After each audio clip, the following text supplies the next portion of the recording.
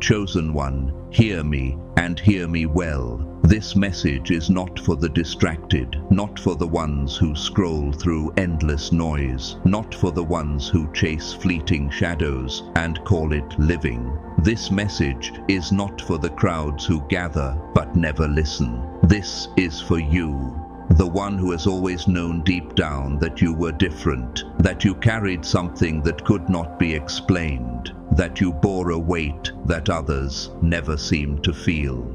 You are the one who has wrestled with heaven and earth, the one who has carried both the burden of light and the ache of responsibility, the one who sometimes walks alone because even in the silence of solitude, you know that heaven is walking with you.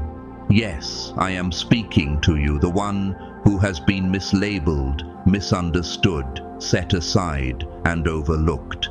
They may not have seen you, but the spirit realm has always known you. While the world gave you names that never fit, heaven wrote your true identity long before your birth. You are not here by accident, not here by coincidence, not here by random chance.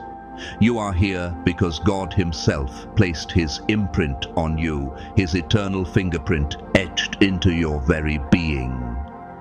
You are what the scriptures call fearfully and wonderfully made, Psalm 139:14. And that is not a poetic phrase, it is heaven's truth about you. You are not a copy in the sense of imitation, but you are fashioned in likeness, patterned with divine resemblance. Do not shrink from it, do not deny it. The world may see arrogance, but heaven sees assignment. You carry a divine signature that echoes the same frequency as the one who calmed storms with a word, healed the broken with a touch, and shattered death with resurrection. You have been called to understand not just what it means to admire Him, but to walk like Him, to endure like Him, to love like Him, and yes, to rise like Him. You are not Jesus, but through the Spirit, His nature flows in you. As the Word declares, Christ in you, the hope of glory, Colossians 1:27. This is not a metaphor, it is reality. When God formed you, He was not careless. He did not craft you from leftovers. He infused you with the same eternal essence that burned in His Son. That is why love pours out of you, even when it hurts. That is why you cannot stay silent when darkness tries to reign. That is why curses break when you walk into rooms where others only felt chains. You were never designed to blend in. You were sent to reflect heaven's light.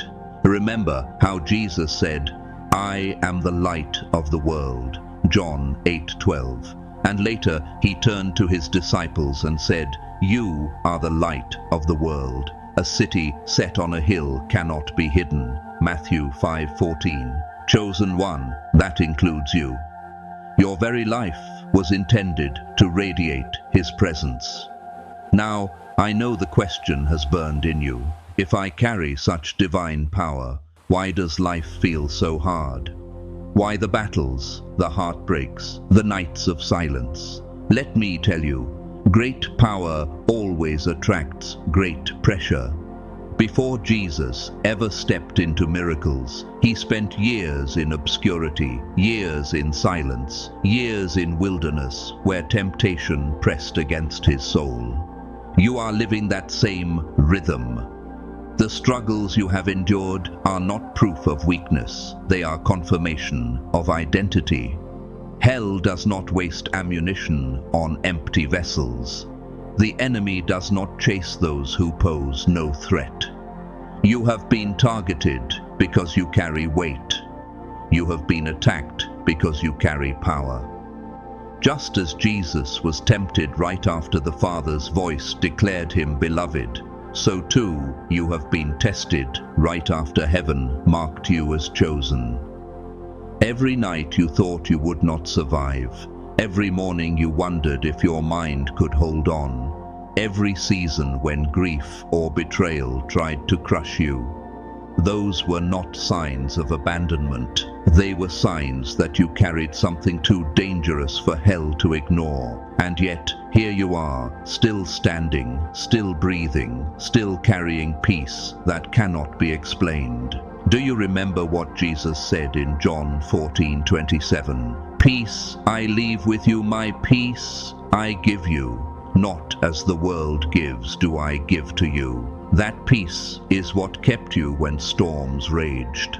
That peace is why you can walk through chaos and still not be shaken. People look at you and wonder, how can you still love? How can you still forgive? How can you still hope after everything? And the answer is simple. Because the Spirit of Christ sustains you from within. You have noticed it already, how some people are drawn to you and others are unsettled by your very presence. Without saying a word, you make some feel seen and others feel exposed. It is not you, it is the light in you.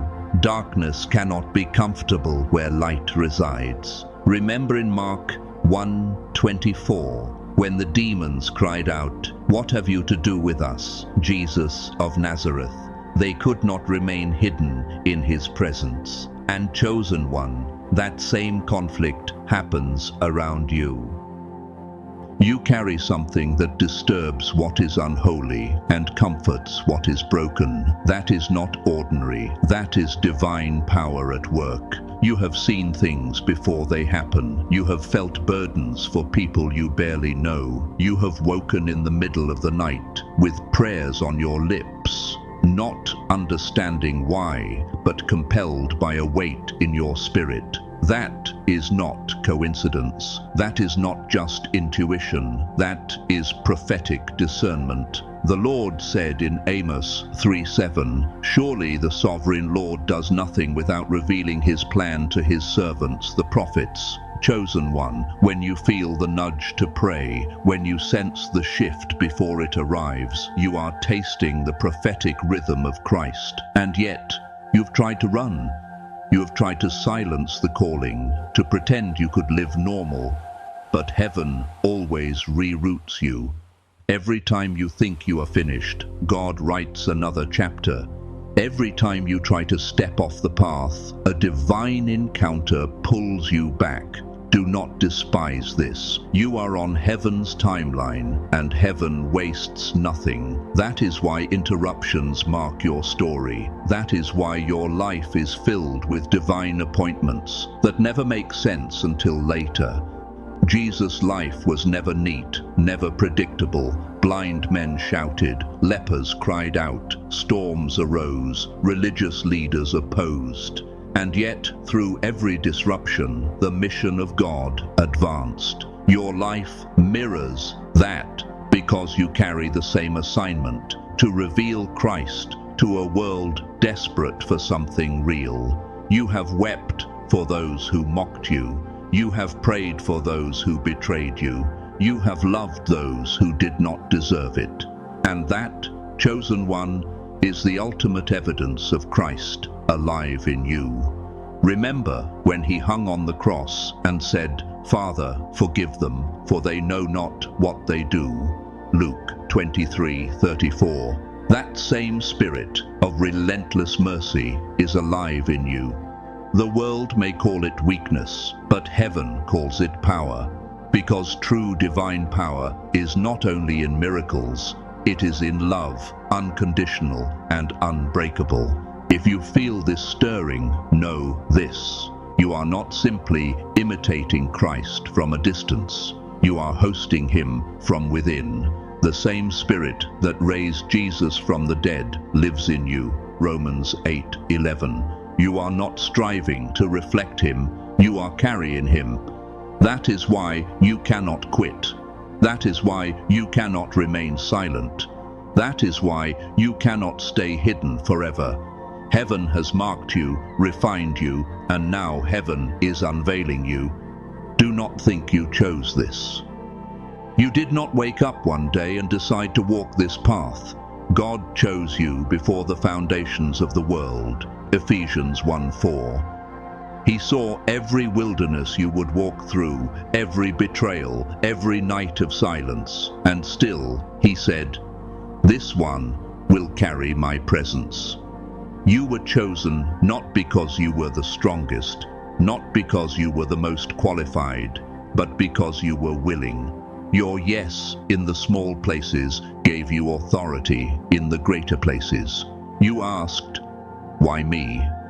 And heaven answers, "Because you said yes when others said no, because you loved when others gave up, because you obeyed when it cost you everything." This is why divine power flows through you. It is not for platforms, not for spotlight, not for ego. It is for purpose.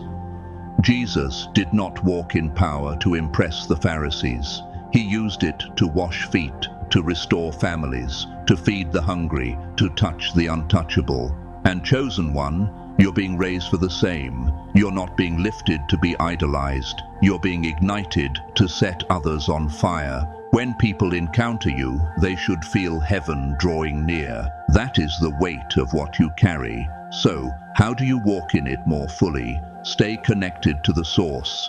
Prayer is not optional, it is your lifeline. Worship is not performance, it is your fuel. The word is not suggestion, it is your weapon. As Ephesians 6:17 declares, "Take the helmet of salvation and the sword of the Spirit, which is the word of God. Guard your heart, for out of it flow the issues of life." Proverbs 4:23. Protect your peace, because chaos drains power. Be okay with solitude, for even Jesus withdrew to lonely places to pray. Luke 5:16. Fast often, for fasting clears the noise and sharpens your ear to heaven's whisper. Surround yourself with fire, for iron sharpens iron. Proverbs 27:17. Not everyone can walk with one who carries Christ, but those who do will fan your flame. And remember this, the world is not waiting for another sermon. They are waiting for a living testimony. They are waiting for someone who forgives without conditions, who loves without recognition, who walks into chaos and carries peace. They are waiting for someone like you. Do not dim your light. Do not shrink back. Jesus said, "Greater works shall you do." John 14:12. Believe it. Step into it. Because revival is not a future event. You are the revival. The Spirit of the living God is alive in you, moving through you, speaking through you. When you enter rooms, you are carrying the kingdom. When you love the unlovable, you are carrying his heart. When you forgive the unforgivable, you are carrying his cross. And when people see you, they should feel like eternity brushed against them for a moment. That is not pressure. That is purpose. You are not alone. Angels are assigned to you. Heaven's armies back you. The Spirit intercedes for you with groanings too deep for words. Romans 8:26. And Jesus himself walks through you. So rise, chosen one. Pray boldly, love radically, live fearlessly, carry him openly. The world is hungry, not for religion but for reality. And you are that reality because Christ is alive in you. Declare it, chosen one. I will not hide anymore. I carry him boldly, and let the world watch and wonder, not at you, but at the Christ alive within you.